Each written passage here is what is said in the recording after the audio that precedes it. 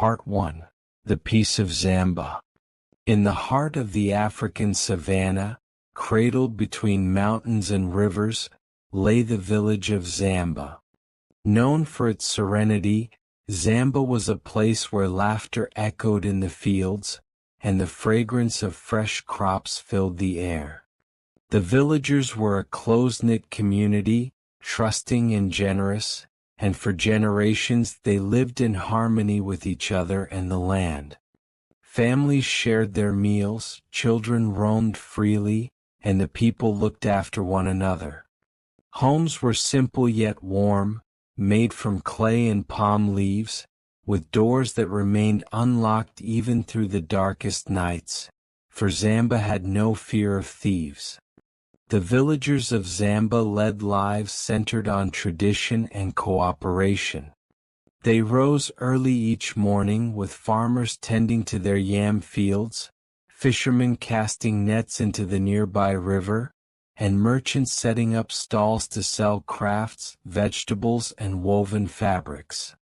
The market was a lively place, with women exchanging stories as they traded goods, and children running through the stalls, their laughter blending with the songs of birds.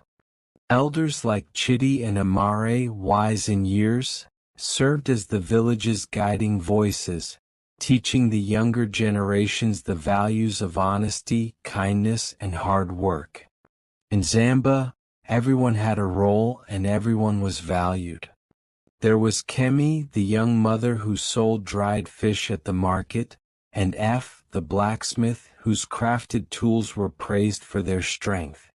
Ease, a hunter skilled with his bow, often ventured into the forest, returning with wild game that he shared with his neighbors. The people of Zamba celebrated their harvests with feasts and dances, gathering around large fires, where they sang songs passed down from their ancestors. They trusted one another without question, and even at night, doors were left open, for no one in Zamba would ever dream of taking what wasn't theirs. This unity had always kept the village peaceful and content. To the villagers there was no need for locks or guards, for they believed everyone was family. And for generations this belief held true, until one rainy morning when a stranger arrived, bringing with him a storm that would change Zamba forever. Part 2. The Arrival of the Stranger. On a gloomy, rain-soaked morning, a stranger appeared on the village's main path.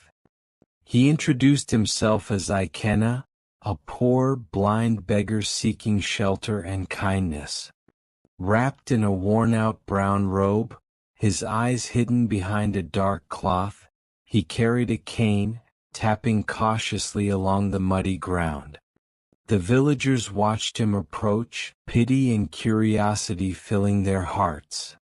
They welcomed him, for in Zamba, kindness was a way of life.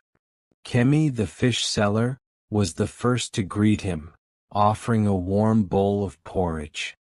"Take this," she said with a kind smile. "We are all family here."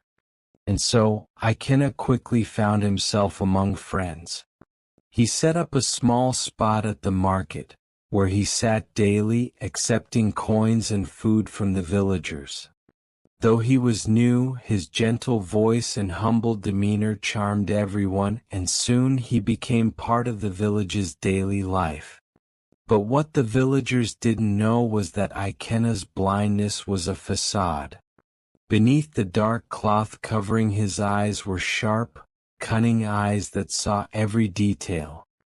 He watched the village as he pretended to stumble and struggle, carefully learning their routines and figuring out where valuables were kept. As he sat by the market, he listened closely to conversations, noting the wealthier homes, and paying attention to those who left doors open. Each night, after the village had fallen asleep, Ikena shed his disguise, slipping silently into the homes he had carefully observed. Under the cover of darkness, he moved with practiced skill, rummaging through trunks and shelves, taking coins, jewelry, and occasionally livestock if it was easy enough to transport.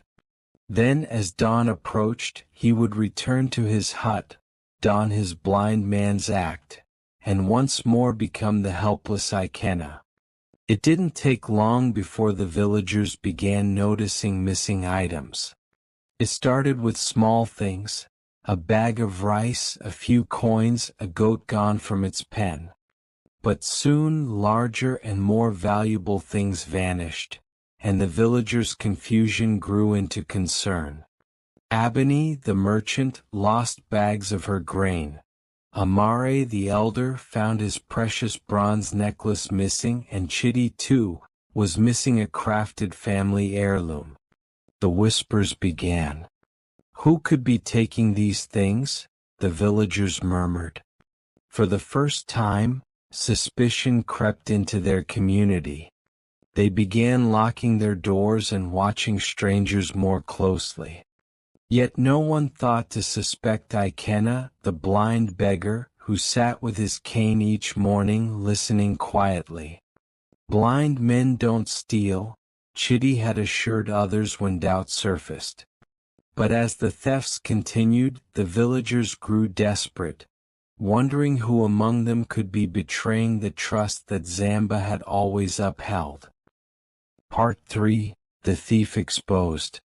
Determined to solve the mystery, Ease, the young hunter, came up with a plan. He was known for his sharp instincts, and the unrest in the village pained him deeply.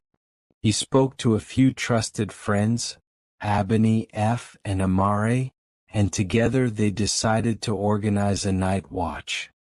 "We will catch this thief," Ease assured them. "We just need to be as quiet and cunning as he is." They took turns patrolling the village, hiding in the shadows, carefully listening for any unusual sounds. They watched over the homes and livestock pens, keeping a close eye on anyone who moved during the night. 4 days they found nothing, and just as they began to grow discouraged, Ease heard a rustling near Amare's hut late one night. He held his breath, signaling to the others to follow. In the darkness, they saw a figure crouching by Amare's door, slipping inside with a quiet grace that spoke of experience. They approached carefully, inching closer until they recognized the familiar shape. It was Ikena. Ease's heart pounded with a mix of shock and anger. He watched as Ikena moved silently, rummaging through Amare's belongings with the precision of a practiced thief. Finally, Ease and his friends sprang into action, surrounding Ikena just as he turned to leave. Caught off guard, Ikena tried to play the blind man, stumbling and stammering, clutching his cane. I can't see. I didn't know," he cried, pretending confusion. But the villagers were unmoved, their faces set in grim determination. Ease stepped forward, his voice low and resolute. "A true blind man cannot see his way in the night as you do, Ikena. You have betrayed our trust." Realizing he was caught, Ikena dropped the act, his expression hardening. "I only took what you could spare," he said with a sneer, but his words found no sympathy. The council gathered, with Chitty, Amare, and the elders to decide his fate. After much deliberation, they agreed that Ikena would be banished from Zamba. His ill-gotten possessions were returned to the villagers, and under the elders' watchful eyes, he was escorted out of the village, his cane left behind as a symbol of his deceit. As he walked away, alone and shamed, a heavy rain began to fall, washing away his footsteps as he vanished into the wilderness.